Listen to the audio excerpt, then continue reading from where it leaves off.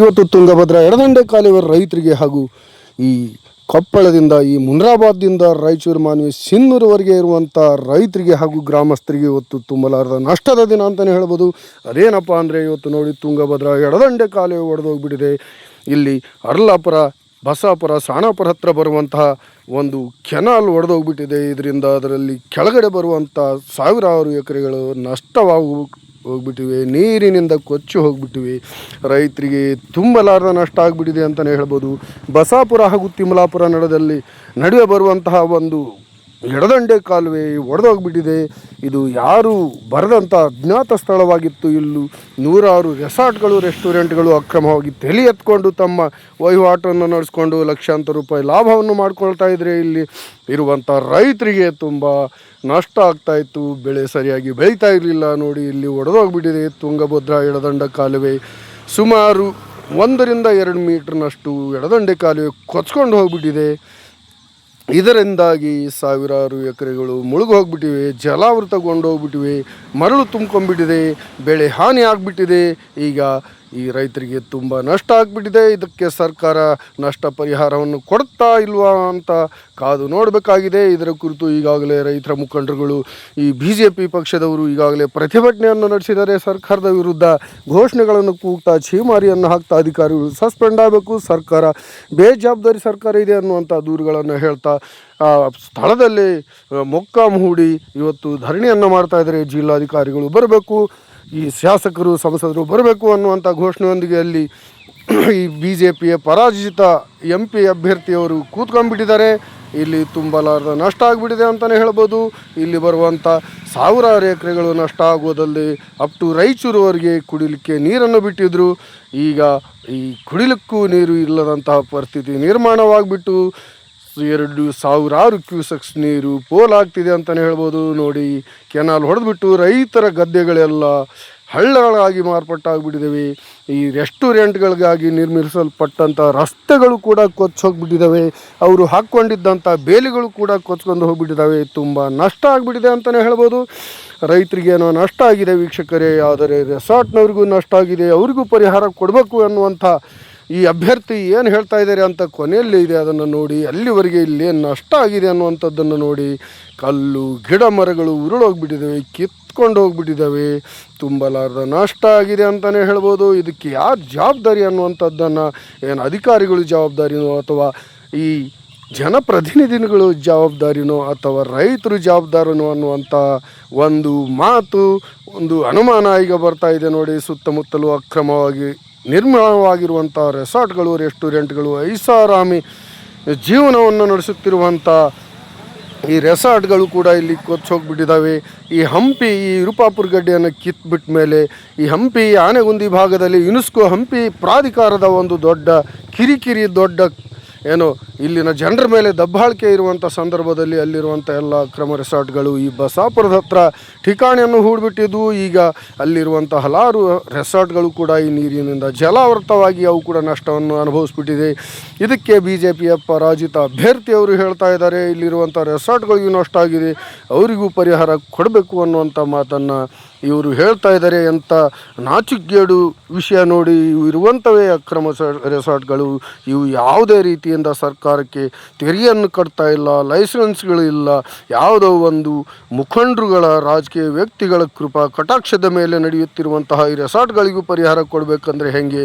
ಮೊದಲು ರೈತರಿಗೆ ಪರಿಹಾರ ಕೊಡಬೇಕು. ಇಲ್ಲಿ ಕಳಪೆ ಕಾಮಗಾರಿಗಳು ಅಥವಾ ನಿರ್ಲಕ್ಷ್ಯ ವಹಿಸೋದ್ರ ಮೇಲೆ ಕ್ರಮ ಆಗಬೇಕು ಅನ್ನುವಂಥದ್ದು ಒಪ್ಪುವುದಾದರೂ ಕೂಡ ರೆಸಾರ್ಟ್ಗಳಿಗೂ ಪರಿಹಾರ ಕೊಡಬೇಕಂದ್ರೆ ಎಂಥ ಇದು ವಿಷಾದನೀಯ, ನಾಚಿಕೆಗೇಡು ಒಂದು ಹೇಳಿಕೆ ಅಂತಲೇ ಹೇಳ್ಬೋದು ವೀಕ್ಷಕರೇ.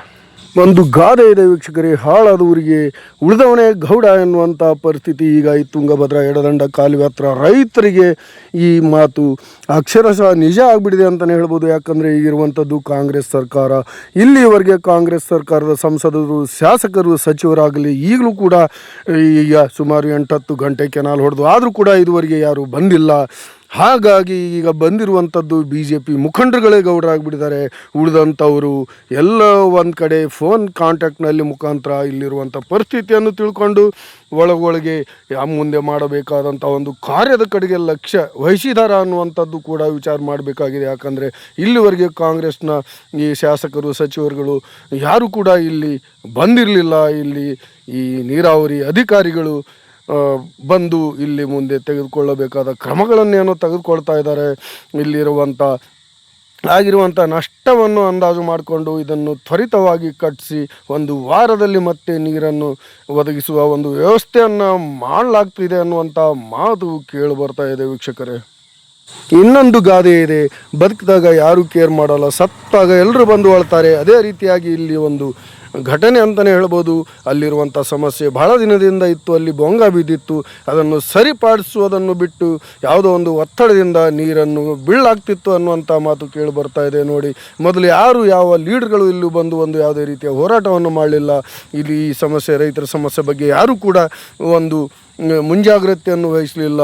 ಇಲ್ಲಿರುವಂಥ ರೈತರುಗಳು ಕೂಡ ಕಣ್ಮುಚ್ಚಿಕೊಂಡು ಕುಳಿತು ಬಿಟ್ಟಿದ್ರೆ ಇಷ್ಟು ದಿನ ಅನ್ನುವಂಥ ಅನುಮಾನ ಕೂಡ ಬರುತ್ತೆ. ಈ ರೈತರುಗಳಿಂದ ರೈತರ ಸಮಸ್ಯೆಗಳನ್ನು ಆಲಿಸಿದೆ ಎಲ್ಲೋ ಒಂದು ಕಡೆ ಐಷಾರಾಮಿ ಬಂಗ್ಲೆಯಲ್ಲಿ ಕುಳಿತುಕೊಂಡು ರಾಜಕೀಯ ಸುಖವನ್ನು ಅನುಭವಿಸುತ್ತಿರುವಂಥ ಶಾಸಕರು, ಸಂಸದರು, ಸಚಿವರು ಹಾಗೂ ಸಂಬಂಧಪಟ್ಟ ಎಲ್ಲ ಸರ್ಕಾರಿ ಜನಪ್ರತಿನಿಧಿಗಳು ಇವತ್ತು ಎಲ್ಲಿ ಮಲ್ಕೊಂಡಿದ್ದಾರೆ ಅನ್ನುವಂಥದ್ದು ಗೊತ್ತಾಗ್ತಾ ಇಲ್ಲ.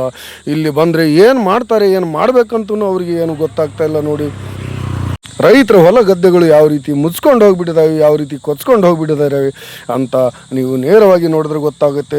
ಸಿಕ್ಕಲ್ಲಿ ಜನ ಹಿಡಿದು ಮೀನ ಬಲೆಗಳನ್ನು ಬೀಸ್ಕೊಂಡು ಹೊಟ್ಟೆ ತುಂಬಿಸ್ಕೊಳ್ಳುವ ಕೆಲಸ ಮಾಡ್ತಾಯಿದ್ರೆ ಇಲ್ಲಿರುವಂಥ ರೈತರಿಗೆ ಸಂಕಷ್ಟ ಆಗಿಬಿಟ್ಟಿದೆ, ಇಲ್ಲಿರುವಂಥ ರೆಸಾರ್ಟ್ ಮಾಲಕರಿಗೆ ಸಂಕಷ್ಟ ಆಗಿಬಿಟ್ಟಿದೆ ಅಂತಲೇ ಹೇಳ್ಬೋದು. ಅದೇ ಜೊತೆಯಾಗಿ ಸರ್ಕಾರಕ್ಕೂ ಕೂಡ ಇದು ದೊಡ್ಡ ಮಟ್ಟದ ಸಂಕಷ್ಟ ಅಂತಲೇ ಹೇಳ್ಬೋದು. ಕೊಪ್ಪಳ ಶಾಸಕರಿಗೆ ಇದು ನುಂಗಲಾರ್ದ ತುತ್ತಾಗಿರ್ಬೋದು. ಯಾಕಂದರೆ ಇದಾಗಲೇ ಈ ಬಗನಾಳ ಹತ್ರ ಇರುವಂಥ ಬಲ್ಡೋಟ ಕಂಪ್ನಿಯ ತೊಂದರೆ ಇವರಿಗೆ ನುಂಗಲಾರ್ದ ತುತ್ತಾಗಿದ್ರೆ, ಈಗ ರೈತರ ತೊಂದರೆ ಕೂಡ ಈ ಶಾಸಕ ಸಂಸದರಿಗೆ ನುಂಗಲಾರ್ದ ತುತ್ತಾಗಿದೆ ಅಂತಲೇ ಹೇಳ್ಬೋದು. ಮುಂದಿನ ನಡೆ ಏನಂತ ನೋಡಬೇಕಾಗತ್ತೆ. BJPಯ ಮುಖಂಡರುಗಳೇನೋ ಇದರ ಲಾಭವನ್ನು ಪಡೀಲಿಕ್ಕೆ ಪ್ರಯತ್ನ ಮಾಡ್ತಾ ಇದ್ದಾರೆ. ಆದರೆ ಎಲ್ಲೂ ಕೂಡ ಯಾರು ಬಂದರೂ ಕೂಡ ವಿರೋಧ ಪಕ್ಷ ಇದ್ದರೂ ಆಡಳಿತ ಪಕ್ಷ ಇದ್ದರೂ ಕೂಡ ಸರ್ಕಾರಕ್ಕೆ ಆಗಲಿ, ಈ ಜನರಿಗೆ, ಈ ಸರ್ಕಾರ ಆಗಲಿ, ಜನಪ್ರತಿನಿಧಿಗಳಾಗಲಿ ರೈತರಿಗೆ ಯಾವುದೇ ರೀತಿಯಿಂದ ಅನುಕೂಲಗಳನ್ನು ಮಾಡಿಕೊಡ್ತಾ ಇಲ್ಲ. ಕಣ್ಮುಚ್ಕೊಂಡು ಕೂತು ಬಿಡ್ತಾರೆ. ಸಮಸ್ಯೆ ಬಂದಾಗ ಕಣ್ ತೆರ್ಕೊಂಡು ಬಂದುಬಿಡ್ತಾರೆ. ಹೀಗಾದರೆ ಜನ ಹೇಗೆ ಜೀವನ ಮಾಡಬೇಕು? ರೈತರಿಗೆ ಉಳುಗಾಲ ಇಲ್ಲ. ರೈತರಿಗೆ ಎಕರೆಗೆ 40ರಿಂದ 50 ಚೀಲವನ್ನು ಬೆಳೀತಾ ಇದ್ರೆ ಅವರಿಗೆ ಸರ್ಕಾರ ಕೊಡ್ತಾ ಪರಿಹಾರ ಅಂತ ನೋಡಬೇಕಾಗಿದೆ ವೀಕ್ಷಕರೇ. ಸುಮಾರು 70 ವರ್ಷಗಳಿಂದ ಹೆಚ್ಚು ಕಾಲದಲ್ಲಿ ಈ ಕೆನಾಲ್ಗೆ ಬ್ಯಾಂಕಿಂಗ್ ವರ್ಕ್ ನಡೆದಿಲ್ಲ, ಕೇವಲ ಲೈನಿಂಗ್ ವರ್ಕ್ ಆಗಿತ್ತು. ಹಾಗಾಗಿ ಇಲ್ಲಿ ಈ ಕೆನಾಲ್ ಎಡದಂಡೆ ಕಾಲುವೆ ದುರ್ಬಲವಾಗಿತ್ತು. ಅದನ್ನು ಮಾಡಲಿಕ್ಕೆ ಯಾವುದೇ ಪ್ರತಿನಿಧಿಗಳು ಅವಕಾಶ ಕೊಡಲಿಲ್ಲ. ಬರೀ ಕುಡಿಲಿಕ್ಕೆ ನೀರು ಬಿಡಿ, ಗದ್ದೆಗಳಿಗೆ ನೀರು ಬಿಡಿ ಎನ್ನುವಂಥ ಒತ್ತಡವನ್ನು ಹಾಕಿದರೆ ಬಿಟ್ಟರೆ ಇಲ್ಲಿರುವಂಥ ವರ್ಕನ್ನು ಮಾಡಲಿಕ್ಕೆ ಯಾರೂ ಕಾಳಜಿ ಮಾಡಲಿಲ್ಲ ಎನ್ನುವಂಥ ಒಂದು ಮಾತನ್ನು ಇಲ್ಲಿನ ಅಧಿಕಾರಿ ಒಬ್ಬರು ನಾನು ಹೇಳಿದ್ದ ಒಂದು ವಿಷಯ ಕೇಳಿ ಬಂತು ವೀಕ್ಷಕರೇ. ಎಲ್ಲೋ ಇದ್ದವರು ಇವತ್ತು ಇಲ್ಲಿ ಬಂದು ಕೂತಿದ್ದಾರೆ. ಮೊದಲು ಕೇರ್ ಮಾಡದಿದ್ದಂಥವರು ಇವತ್ತು ಇಲ್ಲಿ ಬಂದು ರೈತರ ಪರವಾಗಿ ಹೋರಾಟ ಮಾಡ್ತಾ ಇದ್ದಾರೆ. ಇದು ಕೇವಲ ವೋಟ್ ಬ್ಯಾಂಕಿಂಗ್ ಅನ್ನುವಂಥ ಮಾತನ್ನು ಕೂಡ ನೋಡ್ಕೋಬೇಕಾಗಿದೆ ವೀಕ್ಷಕರೇ. ಯಾಕಂದರೆ ಇಲ್ಲಿ ಕೊಪ್ಪಳದ ಶಾಸಕರಿಗೆ ಬಹಳ ದಿನದಿಂದ ಕಂಟಕ ಸ್ಟಾರ್ಟ್ ಆಗಿಬಿಟ್ಟಿದೆ ಅಂತಲೇ ಹೇಳ್ಬೋದು. ಅವರು ಏನು ಮಾಡಿದ್ರು ಅವರಿಗೆ ಉಲ್ಟಾಗ್ತಿದೆ, ಎಲ್ಲಿ ಹೋದರೂ ಚಿನ್ನ ಎಲ್ಲ ಮಣ್ಣಾಗ್ತಿದೆ ಅಂತಲೇ ಹೇಳ್ಬೋದು. ಬನ್ನಿ, BJP ಮುಖಂಡರು, ರೈತ ಮುಖಂಡರು ಏನು ಹೇಳ್ತಾ ಇದ್ದಾರೆ.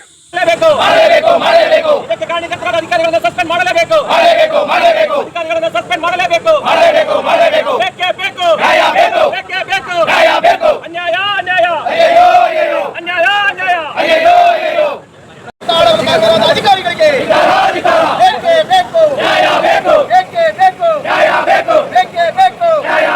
ರೈತರ ಹೊಟ್ಟೆ ಮೇಲೆ ಬಂದಿರುವ ಸರ್ಕಾರಕ್ಕೆ ಯಾತಕ್ಕಾಗಿ ಹೋರಾಟ, ಯಾತಕ್ಕಾಗಿ ಹೋರಾಟ, ಯಾತಕ್ಕಾಗಿ ಹೋರಾಟ, ಬೇಕೇ ಬೇಕು.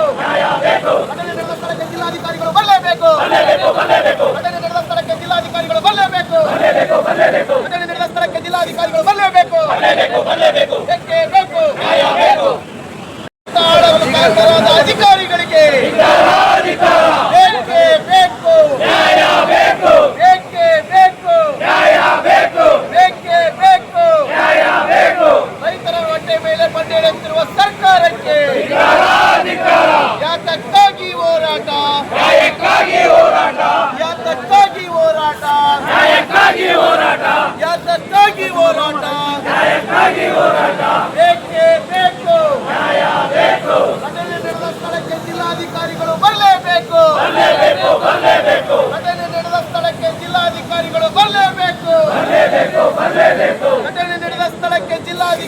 ಬರಲೇಬೇಕು ಬೇಕೇ ಬೇಕು ರೈತರ ಕಡೆಗೆ ನೋಡದ ಶಾಸಕರಿಗೆ ಬೇಕೇ ಬೇಕು ಬೇಕೇ ಬೇಕು ಬೇಕೇ ಬೇಕು ಬೇಕೇ ಬೇಕು ಜಿಲ್ಲಾ ಉಸ್ತುವಾರಿ ಸಚಿವರಿಗೆ ಜಿಲ್ಲಾ ಉಸ್ತುವಾರಿ ಸಚಿವರಿಗೆ ಜಿಲ್ಲಾ ಉಸ್ತುವಾರಿ ಸಚಿವರಿಗೆ ಕಾಂಗ್ರೆಸ್ ಸರ್ಕಾರಕ್ಕೆ ಕಾಂಗ್ರೆಸ್ ಸರ್ಕಾರಕ್ಕೆ ರೈತರಿಗೆ ಪರಿಹಾರ ನೀಡಲೇಬೇಕು ರೈತರಿಗೆ ಪರಿಹಾರ ನೀಡಲೇಬೇಕು ರೈತರಿಗೆ ಪರಿಹಾರ ನೀಡಲೇಬೇಕು ಭಾರತ್ ಮಾತಾ ಕಿ ಭಾರತ್ ಮಾತಾ ಕಿ ರೈತರಿಗೆ ಅನಾಥ ಮಾಡಿದ ಸರ್ಕಾರಕ್ಕೆ ರೈತರ ಬೆಳೆಯನ್ನು ಹಾಳು ಮಾಡಿದ ಸರ್ಕಾರಕ್ಕೆ ರೈತರ ಬೆಳೆಯನ್ನು ಹಾಳು ಮಾಡಿದ ಸರ್ಕಾರಕ್ಕೆ ರೈತ ವಿರೋಧಿ ಸರ್ಕಾರಕ್ಕೆ ರೈತ ವಿರೋಧಿ ಸರ್ಕಾರಕ್ಕೆ ರೈತರ ಬೆಳೆ ಹಾನಿ ಮಾಡಿದ ಸರ್ಕಾರಕ್ಕೆ ರೈತ ವಿರೋಧಿ ಸರ್ಕಾರಕ್ಕೆ ತುಂಗಭದ್ರಾ ಈ ಭಾಗದ ರೈತರ ಜೀವನಾಡಿ. ಇವತ್ತು ಅಧಿಕಾರಿಗಳ ನಿರ್ಲಕ್ಷ್ಯದಿಂದ ಇವತ್ತೇನು ಈ ಎಡದಂಡೆ ಕಾಲುವೆ ಇವತ್ತು ದೊಡ್ಡ ಪ್ರಮಾಣದಲ್ಲಿ ಒಡೆದೋಗ್ಬಿಟ್ಟಿದೆ. ಇವತ್ತು ರೈತರು ಬರಬೇಕಾದ್ರೆ ನಾವೆಲ್ಲ ಗದ್ದೆಗಳಲ್ಲಿ ನೀರು ನಿಂತ್ಕೊಂಡಿತ್ತು. ರೈತರೊಟ್ಟಿಗೆ ಮಾತಾಡ್ಬೇಕಾದ್ರೆ ರೈತರು ಹೇಳಿದರು ಇದು ಒಡೆದೋಗಿರೋದು ಈಗಲ್ಲ, ಭಾಳ ದಿನಗಳಿಂದ ಒಂದು 3-4 ತಿಂಗಳಿಂದ ಅಲ್ಲಿ ನೀರನ್ನು ಲೀಕ್ ಆಗ್ತಾ ಇತ್ತು, ಬೊಂಗ ಬಿದ್ದಿತ್ತು. ಸೊ ಆ ಬೊಂಗಕ್ಕೆ ಅಧಿಕಾರಿಗಳಿಗೆ ಅವರು ಗಮನಕ್ಕೆ ತಂದಾಗ ಅಧಿಕಾರಿಗಳು ಅದು ಏನು ಆಗೋದಿಲ್ಲ ಅಂತ ನಿರ್ಲಕ್ಷ್ಯ ಮಾಡಿ ನೀರನ್ನು ಬಿಡ್ತಾಯಿದ್ರು. ಬಟ್ ಅದು ಯಾವುದೋ ಒಂದು ಒತ್ತಡದಿಂದ ನಿನ್ನೆ ರಾಯಚೂರು ಮತ್ತು ಗಂಗಾವತಿ ಭಾಗಕ್ಕೆ ಕುಡಿಯೋ ನೀರಿಗೋಸ್ಕರ ನೀರನ್ನು ಜಾಸ್ತಿ ಬಿಟ್ಟಿದ್ದಾರೆ ಅಂತಂದು ಹೇಳಿದರು. 2,000 ಕ್ಯೂಸೆಕ್ಸ್ ನೀರು ಬಿಟ್ಟಿದ್ದಾರೆ. ಈಗ ಅಧಿಕಾರಿಗಳಿಗೆ ಮೊದಲೇ ಗೊತ್ತಿತ್ತು ಈ ಕೆನಲ್ ಸರಿ ವರ್ಕ್ ಮಾಡ್ತಾ ಇಲ್ಲ, ಇಲ್ಲಿ ಬೊಂಗ ಬಿದ್ದಿದೆ ಅಂತಂದು. ಅಂಥದ್ದೊಂದು ಇರಬೇಕಾದ್ರೂ 2,000 ಕ್ಯೂಸೆಕ್ಸ್ ಯಾಕೆ ಬಿಟ್ರು ಅವರು? ಯಾರು ಒತ್ತಡ ಇತ್ತು ನೀರು ಬಿಡೋದಕ್ಕೆ? ಇವತ್ತು ಅಧಿಕಾರಿಗಳು ನಿರ್ಲಕ್ಷ್ಯದಿಂದ ಇವತ್ತು 100 ಎಕರೆ 1000 ಎಕರೆದ ಗಟ್ಟಲೆ ನೀರಲ್ಲಿ ಭೂಮಿಯಲ್ಲಿ ನೀರು ನಿಂತಿದೆ. ಅದು ಇನ್ನೊಂದು 15-20 ದಿನಕ್ಕೆ ಬೆಳೆ ಬರ್ತಕ್ಕಂಥ ಬೆಳೆ. ಇವತ್ತು ಆ ಬೆಳೆ ಇವತ್ತು ಹಾನಿಯಾಗಿದೆ.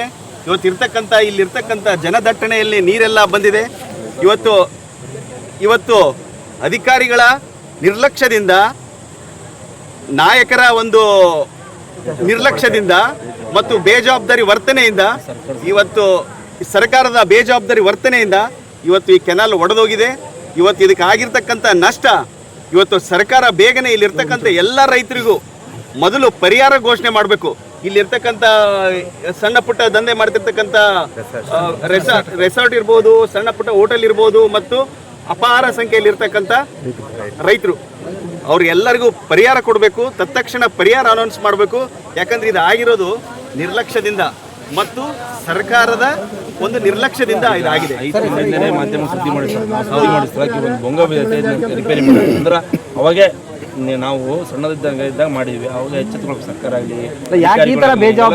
ಬೇಜವಾಬ್ದಾರಿ ಮಾಡಿ ಸರ್ಕಾರ ನೋಡಿ, ಈಗ 2025ರಲ್ಲಿ ಒಂದು ಗೇಟ್ ಒಡೆದೋಯ್ತು.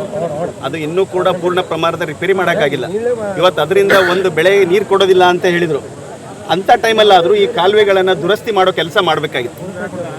ಇವತ್ತು ದುರಸ್ತಿ ಮಾಡಲಾರ್ದಕ್ಕೆ ಇವತ್ತು ಅವರು ಯಾವುದೇ ಒಂದು ನಿರ್ಲಕ್ಷ್ಯ ವಹಿಸಲಾರ್ದಕ್ಕೆ ಇವತ್ತು ಹಂಗೆ ನೀರು ಬಿಟ್ಬಿಟ್ಟಿದ್ದಾರೆ. ಯಾಕಂದ್ರೆ ಏನು ಹೇಳ್ತಾರೆ, ಇಲ್ಲ ಸರ್ ಅದು ನಮಗೆ ನೀರಿಗೋಸ್ಕರ ನಮಗೆ ನಾಯಕರುಗಳ ಕರೆಗಳಿದ್ದು ಸರ್ಕಾರದ ಒತ್ತಡ ಇತ್ತು, ನಮಗೆ ನೀರು ಬಿಡಲೇಬೇಕಂತ ಹೇಳಿದ್ರು, ನಾವು ಏನೇ ಇದ್ರು ನೀರು ಬಿಟ್ಟಿದ್ದೀವಿ ಅಂತ ಹೇಳೋ ಮಾತನ್ನ ಇವತ್ತು ಅಧಿಕಾರಿಗಳು ಹೇಳ್ತಾರೆ. ಯಾವ ನಾಯಕರ ಒತ್ತಡ ಇತ್ತು ಅಂತ? ಸರ್ಕಾರದ ಒತ್ತಡ ಅಂತ ಹೇಳ್ತಾರೆ. ಜಿಲ್ಲಾ ಮಂತ್ರಿಗಳ ಒತ್ತಡ ಇರುತ್ತೆ, ಮತ್ತೆ ಅವರೇ ಇದ್ರದ್ದು ಅಧ್ಯಕ್ಷರಲ್ಲ, ಜಿಲ್ಲಾ ಉಸ್ತುವಾರಿ ಸಚಿವರೇ ಒತ್ತಡ ಇತ್ತು, ಅದಕ್ಕೋಸ್ಕರ ನಾವು ನೀರು ಬಿಟ್ಟಿದ್ದೀವಿ ಅಂತ ಹೇಳ್ತಾರೆ. ಅಲ್ಲ, ಇಲ್ಲಿ ಅಧಿಕಾರಿಗಳು AEE, JE ನೋಡಿ, 1 ತಿಂಗಳಲ್ಲಿ ಬೆಳೆ ಬಂದ್ಬಿಡ್ತಾ ಇತ್ತು. ಅಷ್ಟರೊಳಗೆ ಈ ದುರ್ಘಟನೆ ನಡೆದೋಗ್ಬಿಟ್ಟಿದೆ. ರೈತರಿಗೆ ತುಂಬಲಾರದ ನಷ್ಟ ಆಗ್ಬಿಟ್ಟಿದೆ ಅಂತಲೇ ಹೇಳ್ಬೋದು. ಇನ್ನು 2 ವಾರಗಳ ಕಾಲ ನೀರಾವರಿ ಇಲಾಖೆ ಎಚ್ಚರ ವಹಿಸಿದರೆ ರೈತರಿಗೆ ಆಗುತ್ತಿದ್ದಂಥ ಲಕ್ಷಾಂತರ ರೂಪಾಯಿ ನಷ್ಟವನ್ನು ತಪ್ಪಿಸಬಹುದಾಗಿತ್ತು. ಇದಕ್ಕೆಲ್ಲ ಯಾರು ಹೊಣೆ, ಯಾರು ಜವಾಬ್ದಾರಿ? ಸರ್ಕಾರ ಇವರಿಗೆ ಪರಿಹಾರ ಕೊಡುತ್ತಾ ಅನ್ನುವಂಥದ್ದನ್ನು ನೋಡ್ತಾ ನನ್ನ ಚಾನಲ್ ಸಬ್ಸ್ಕ್ರೈಬ್ ಮಾಡಿಕೊಳ್ಳಿ. ಧನ್ಯವಾದಗಳು.